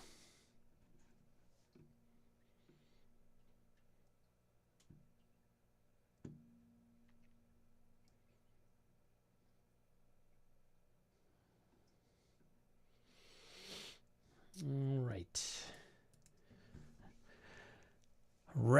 Rapscallion. Wiki. Okay, not that Rapscallion. Strange pirate role-playing on the Great Sea. Is it strange? How strange is it? It's powered by the apocalypse. PBTA. Strange pirate role-playing, yeah.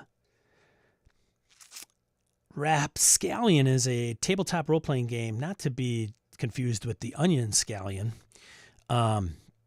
Is a tabletop role-playing game in which you play a rambunctious crew of pirates. I mean, can't be not rambunctious, right? Testing their luck against the unpredictable winds of fate on the Great Sea. A unique setting featuring terrifying leviathans, living books, and magic aplenty. It's at $140,000. I have a $25,000 goal on backer kit. 2,100 backers. There's 26 days left in the campaign. It looks like a very colorful cover. You can download the quick start if you want to know more, which is great. These guys putting out quick starts. It's awesome. And this is by Magpie Games. So Magpie Games did the Avatar Kickstarter and RPG, amongst other things, of course.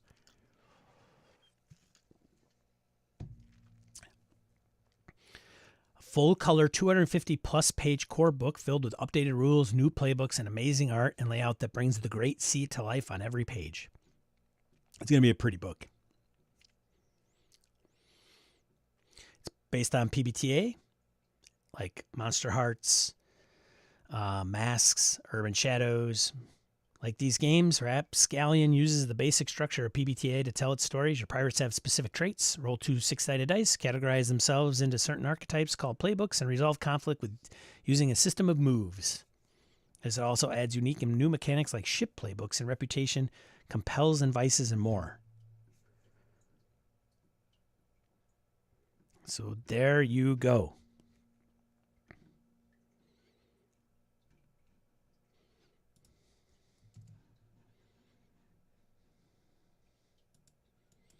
I think Tim brought it up. Right, Tim? I think he brought it up in the Discord.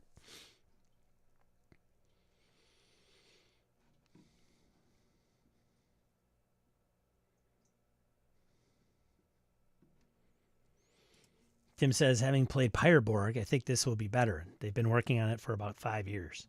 Ooh. Sounds cool, but I might back. Oh, it's PBTA. Come on, Orcus. Come on. Come on, man. Next up, Last Stop Perdition. All right. This is my buddy Dave Beatty, right? Weird Frontiers. Stiff Whisker Press. Oh, excuse me. So he's created, this is his second one. First one was Weird Frontiers. And Dave had a hard time with that one. He's all kind of obstacles that he ran into. And obstacles as in, you know, getting sued by Chaosium and, you know, the financial pieces. The thing was a beast. So he has an $8,000 goal. He's sitting at 4,200. He has 27 days to go as of this recording. There's 153 backers, which I think seems low. It's getting some traction. A lot of people playing Weird Frontiers. Very much DCC based. Weird West takes place after, like, right around the Civil War, or right at, like, or during, where a lot of the dead have risen, like, from some of those, like, yeah. So it's I've played it. It's a great Weird West.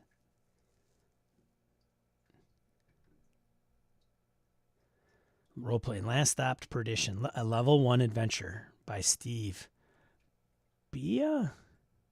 So it's not even being written by Dave, but he's the one putting it out, or kind of facilitating it, I guess. So there you go.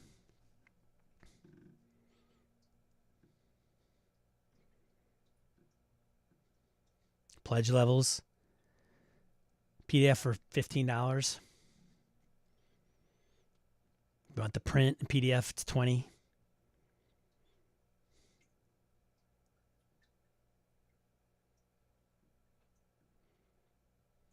So there you go. I'll have to kick in for that and help out Dave.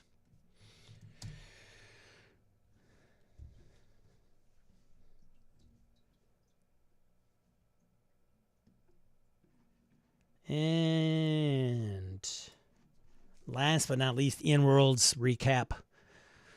We're not affiliated with Ian World. Go over to Ian World, check them out, click on all their ads, buy their stuff.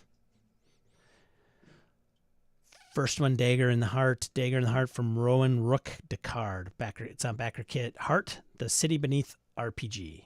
It's an adventure. 60 quid. Shipping and handling for the PDF and print versions of the adventure. GM screen and booklet.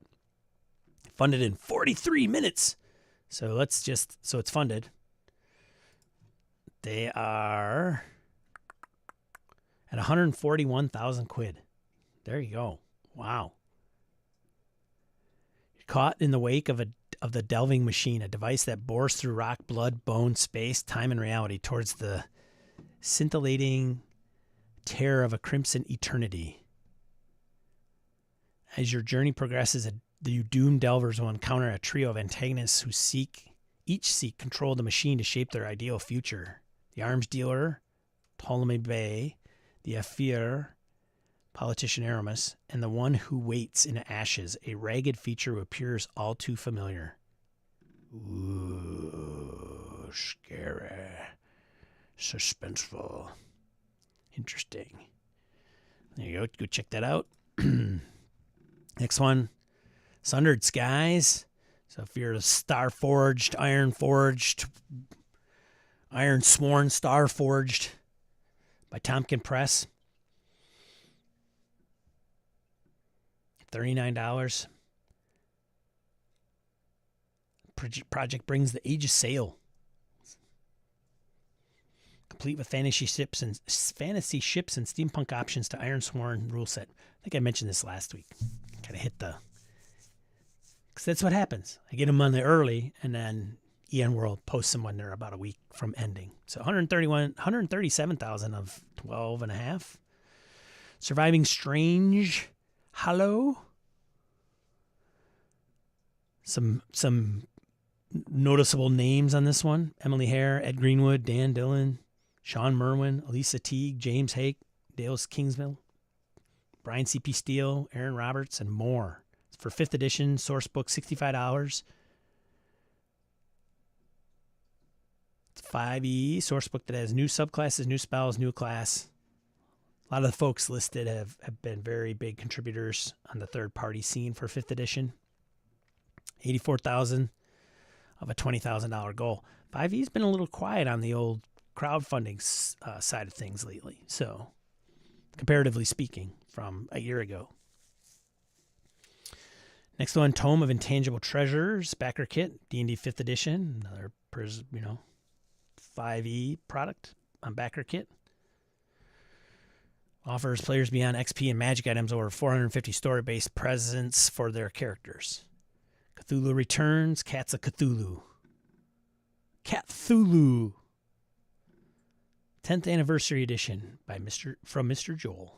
Original system, core rulebook, $89. Shipping and handling for the PDF and print versions of the core rulebook, adventures, dice tray, cat toy, and so much more.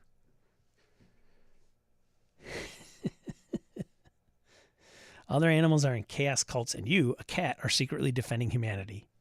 Core rulebook is 300 pages. Woo! Giving rules, light options, and setting information. $49,000 with $25,000 goal. Born from Ice. That's interesting aesthetic. Core rulebook and source books, another 5th edition. $95 for all 3 versions of the print of these books. Set in Earth's Stone Age, this is a magic-less 5e in which the world is young and dangerous. No magic, reduced power, creep at higher levels, monsters pulled from what paleontologists discover, and more. This is a different take on 5e. Next one. Modern Necessities, Modern Setting Rules for OSE. I touched on this one as well last week or week before. 4 books, or 1 omnibus, if that stretch goal is reached, that imagine OSE for modern and near future settings. So if you like the OSE rules and you want to get into modern, there you go. Anybody get in on this? It's by the Scrying Dutchman. It's funded. And last, I think, but not least, Planet Strider's Journal for Level Up A Advanced 5e, which is Ian Publishing's RPG line. Again, they list it last. Isn't that nice? They probably say save the best for last. 64,000 quid of a 5,000 quid goal. So there you go. Orcus, you ever look at any of these guys' stuff? The advanced 5e stuff?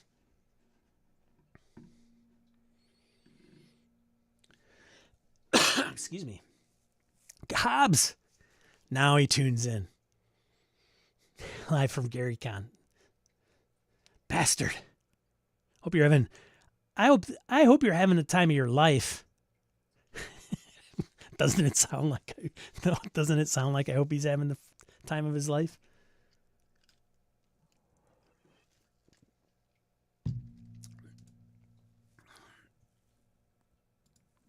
Morning, man. Good to see you. Orcus Dorcas says, I'm not a PBTA hater, but there are just a small few that clicked with me. Yeah.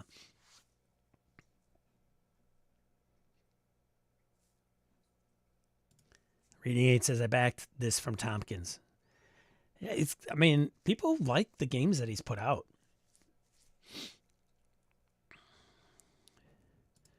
Tad says, Spire and Heart have been on my 2 playlists for a long time. Quick delete that before Sean sees your comment. What, Daggerheart? Which one? I don't know. Anyways, Tim's going to get banned. Oh, that comment. What? I skipped right over it.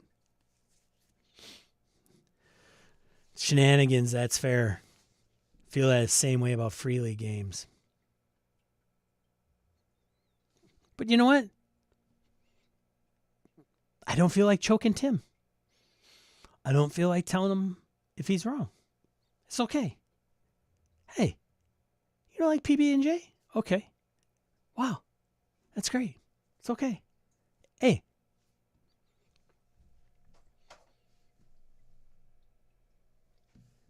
Don't like an RPG? Don't like a system? That's okay. Nah, that's us. Hey, look.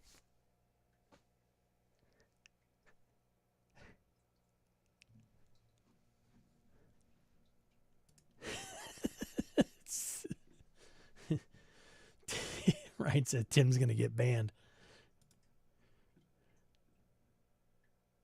He says, I'm just spouting truth. Oatmeal raisin cookies, see how that goes for you. No. I draw the line there. Beans, like lentils, refried beans, black beans, pinto beans, no beans, and no raisins in my cookies.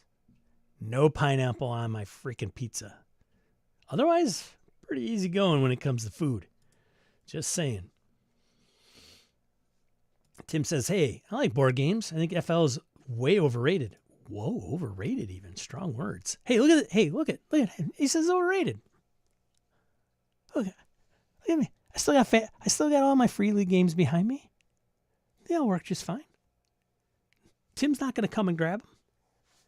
I'm totally fine. I am absolutely fine. Tim doesn't like Free League games. They're overrated. That's all right. Or as my wife would mimic me.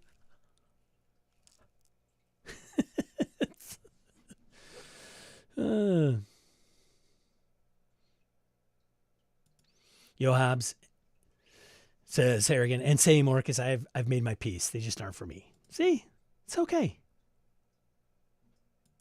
Oh, FL as in Forbidden Lands. Oh. Well, okay. Well, not. FL is not Free League for Tim, but that's all right. Like, we got to just be okay with people not liking certain games. It's all right. It's okay.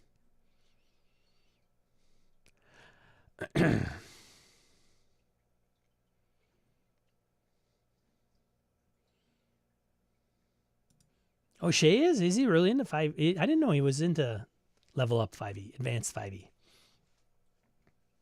Interesting. Not a big shock, but still interesting. Sean says one thing, his body language says something else. It's okay. It's fine. If Tim doesn't like Free League, it's just fine. Oh, there's Fraser. Nefertiti Overdrive. Urgh. Games are pretty much inherently subjective as we are all looking for something different out of a system. Dude, I just need to let go of all the hate. Gotta let go of the hate. Who cares? Who cares? Who cares? No 20, yeah, baby. Like, not a big deal. It's all right. It's all good. Level up 5e. What's that? It's the N-World stuff. Andy? Fraser says, I always say there's no bad music and no bad games. Like, I'm not, speaking of which, like, I am not a country guy. It's one of the few genre I just am not a fan of. I'm just not a fan of country music. However, which is weird because you could say that there is, you know, some would say, well, Johnny Cash is country music. Like classic Johnny Cash. That's country music. Like, so do I not? And I like Johnny Cash. So do I still not like country music? But anyways. But you know what? I don't, you know. Nobody's going to take all my MP3s. It's all good. Free League is okay. Tim wants to put this out there. Free League is okay. He says Forbidden Lands feels just so state of the art 1979.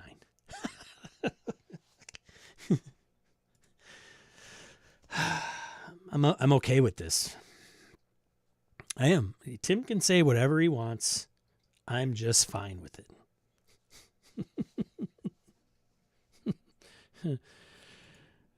Takeaway. Almost every game was made for someone's taste, even if it was a single writer's. Ah, true. Touche. Somebody likes the game, right? Somebody has an appreciation for the game. Music classification is tricky anyway. Yeah. Takeaway, that's very well put. Bravo. Yeah. Yep. Yeah. It's all right. It's okay. I mean, you might not want to sit with that person at the same table moving forward, but, you know. There is, dude, this hobby is so sometimes just too much. It's just too much sometimes. Drives me bonkers. Drives me bonkers.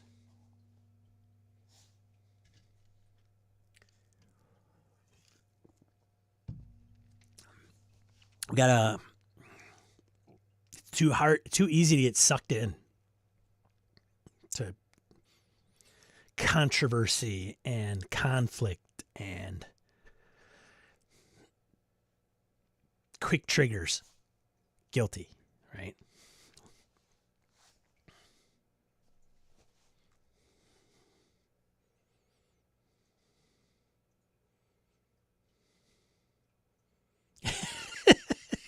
Gets this. Not sure what 1979 and Forbidden Lands have to do with one another, and there's absolutely bad music.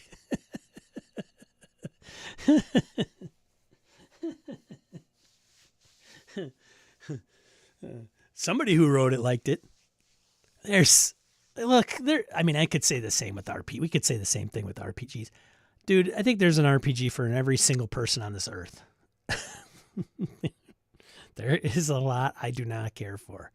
There's just a lot. There's so much stuff. So much. Well, 1879 was when we were crawling the hexes.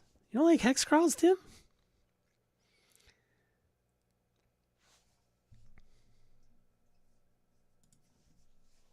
Yeah. I don't know. Yeah. Well, there's so much to say with RPGs, right? Conversations, the games, the mechanics, the people that have created them. Just play the game you like with the people you like. Oh boy, did I see Fatal? If there is an RPG for everyone, I'm not sure I want to meet who Fatal is for. You know, it's for the person who created it, right? Oh,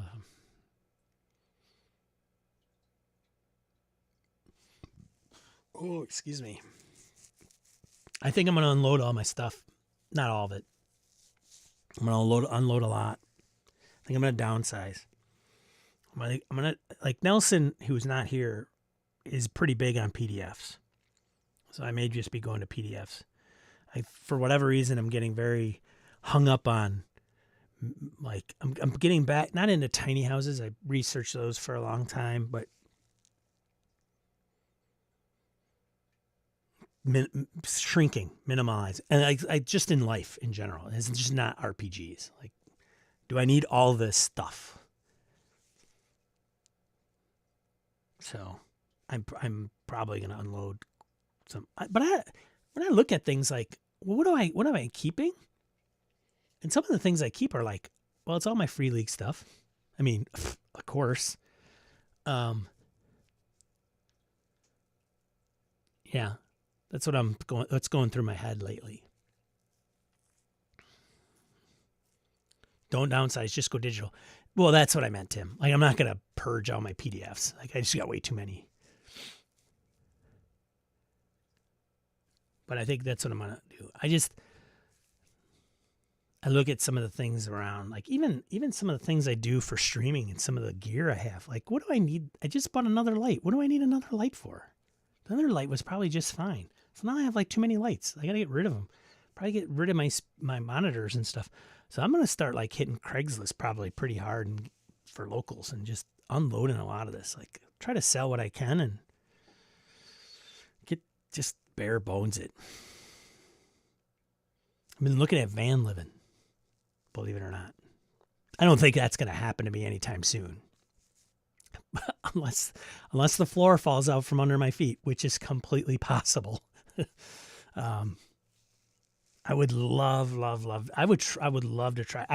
I say I'm in love with the idea of it, and then I'm sure when the rubber hits the road, hey-o, it would be a whole nother ballgame. But it's, I also have a wife that would have to adapt.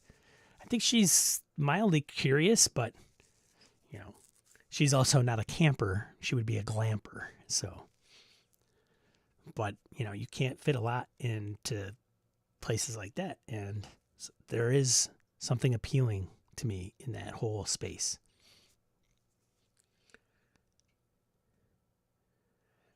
You're welcome, Ryan. Thank you. I appreciate it. Absolutely. Thanks for being here. Thanks for being a part of it. Just make sure you have multiple backups. Hey, man. Come on. Come on, man. Come on.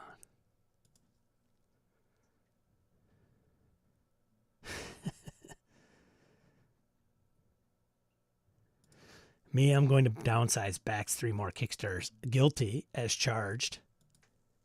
Guilty as charged. Ty, good morning. If you unload any of your wigs, I want one so I look like you.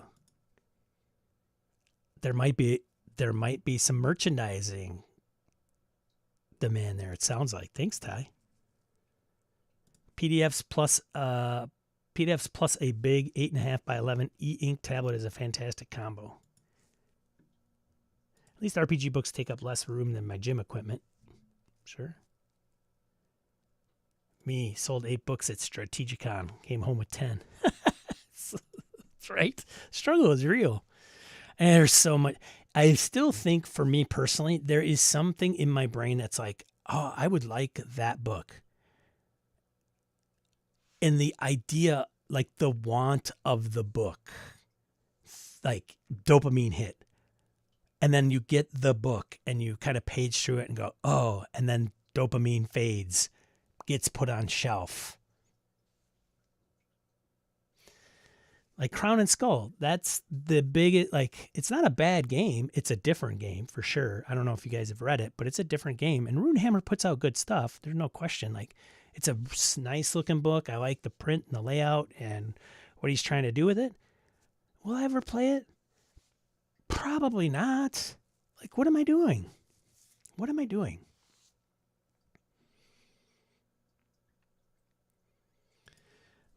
Shambot says, my wife and I went and stayed in a tidy cabin up in Omro. That's when we found out that a tiny house is nice for a weekend. We are still married, happily. There you go. There you go. Wayne says, there's a version of me that has a tiny house in the mountain and travels around in a camper. Not in this reality, though, for a lot of the same reasons, Sean. Yeah. It's a weird dynamic. I mean, Sean's got a lot of stuff in his brain. Sean, you've described the addiction to the letter. Yeah, thank you, Ryan. Yeah. And sometimes I just, dude, like, if you're an alcoholic, you probably don't want to watch, you don't want to have newsletters and subscribe to, companies that produce booze. Like, probably, you know what I'm saying? I don't want to give this up. I love this, but it's like, there is something to be said about that. So if I didn't know half the Kickstarters even existed, would I even back any of them? And would it even matter? It's an existential crisis by all means, but, hey, I believe in supporting all these awesome creators. They put out some super awesome stuff, but man, completism is a real thing. That's why I have a complete set of Classic Vampire, which you'll probably run tomorrow, right, Tim? or in a year. You never know. What I hate is when the Kickstarter hardcover comes out so late. You forget about it. Why not unload it? Yeah. I've dreamt of a tiny home, which has a second tiny container home out back, separate building for my music and games. Yeah, I've thought of that. I don't have the room to do it, but I would love a house that has that. Like, it's not a man cave. It's like, yeah, really, that's cool. My wife dreams of that too. of you going out in the back. That's hilarious. My wife would say the same thing. Gabe says when we were kids, we had to go to the store to even know such things existed. Yeah, for sure. And I don't know if it's just something I'm going through. You know, midlife can do weird things to people. So, I don't know. It's just, there's so much to say about life in general. Like,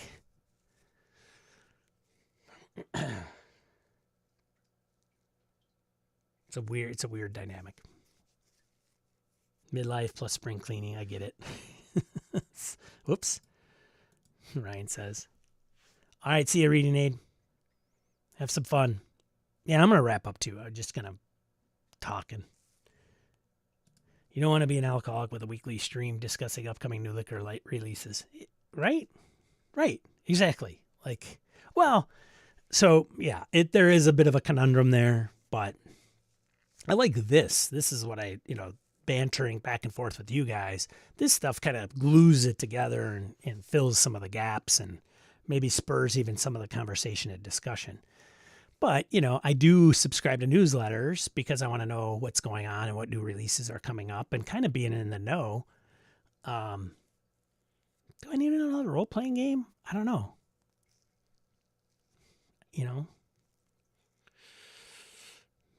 Oh, that just came out. That would be cool to have. And then I get it and I'm like, oh, why did I get this thing? A Pirate Borg? Like, what am I doing? What am I doing? Into the Odd? All great books. All very awesome stuff. I don't know. Maybe I just double down on Free League stuff and that's it. But I've said that before.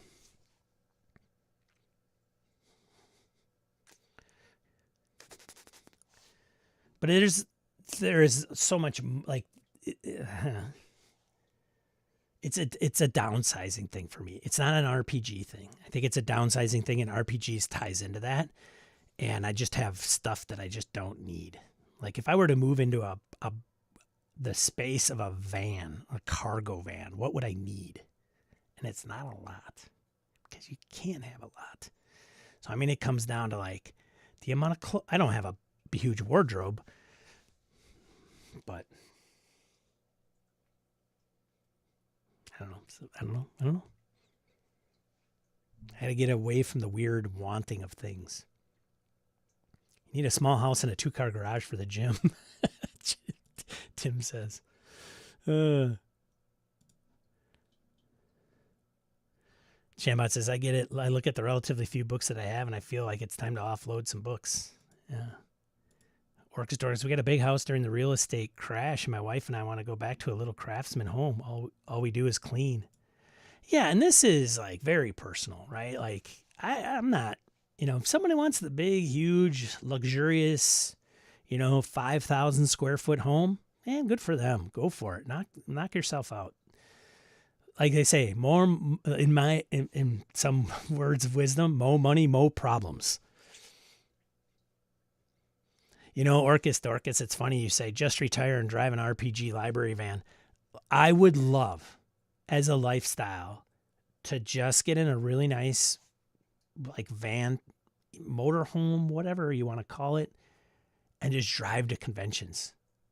Frankly, I would reach out to some of these publishers and say, I'll work for you for a convention. Like, I will be there. I will receive your shipment in. I will set up your booth and I'll man your booth. And that's what I do, just every convention. And if this company isn't going to be there, I pick somebody else who is. And they're just, how much money do you need to live on in that type of space?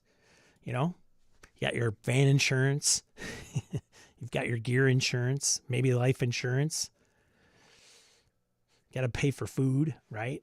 It's a whole nother dynamic, man.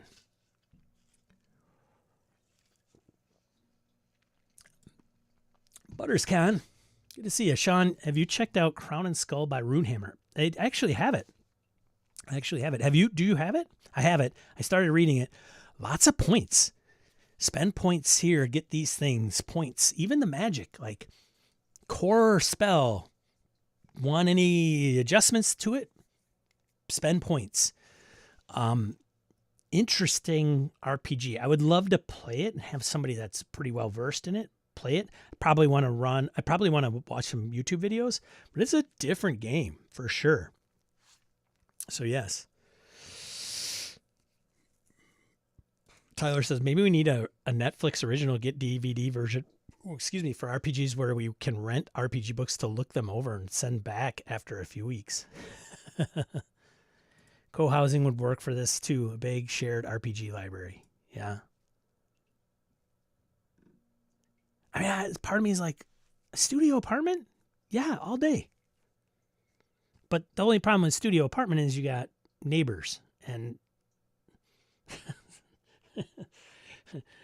there is a weird dynamic. Like, I work remote.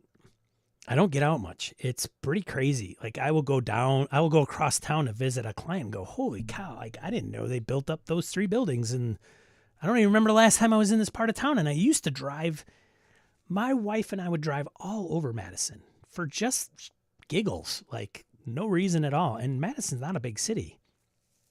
And I think sometimes I look at some of these van life YouTubers and it seems very, because but it seems lonely. They don't have anybody around ever. And I'm thinking to myself, I don't know if that's a bad thing. Like, and I'm sure that's the same reason they chose that type of lifestyle. So going to studio apartment, my point, going back to what I was, is like, there's people that live above and to the side of you. So yeah, good neighbors, great, but people.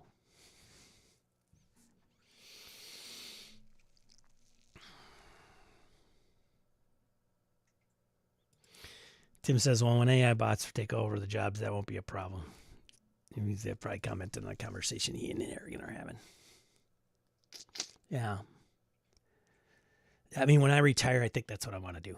And I'll probably be like, it's kind of old for van living, right? And I don't know.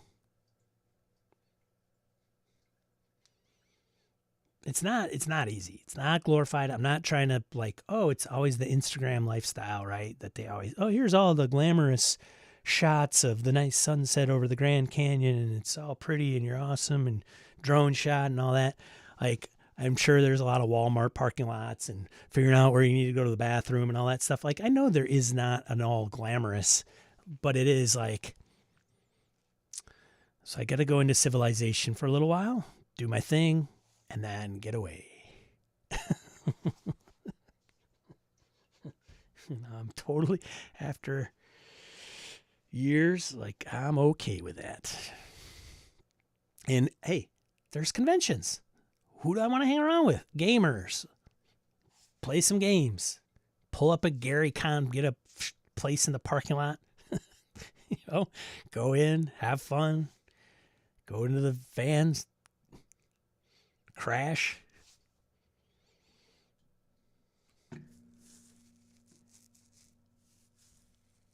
Right, says, I would have no problem living on an island with a bloody-faced volleyball.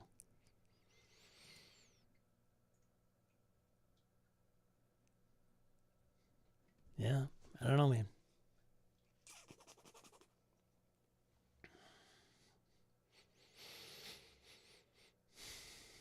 Anyways, I'll let you guys go. This is the time you guys probably set aside, so I want to make sure I am sensitive to that. So I just want to thank everybody who has helped me out and thrown a few hard-earned shekels my way. I really do appreciate it. And frankly, it'll go to even more, get this trivia thing up in the next couple of weeks. I'll start promoting it a little bit, maybe. See if, be an hour long, see who comes up on the top. Based around D&D. Happy birthday, D&D. But yeah, I hope you're got some games scheduled. on the horizon. Play with people and spend time with people you enjoy, doing what you enjoy. Play some RPGs. And be a positive force in the tabletop RPG hobby. It can get really easy to get sucked into like drama. So guilty, right? So just like, but yes, thank you for everybody that's shown up, right? You don't have to be a Patreon to have me convey my gratitude for you guys being here. It's always fun seeing a lot of you. And I appreciate it. I couldn't do this without you guys. So thank you so much. I will catch you next week where I will be here with bells on. Have a great, see ya on the next one.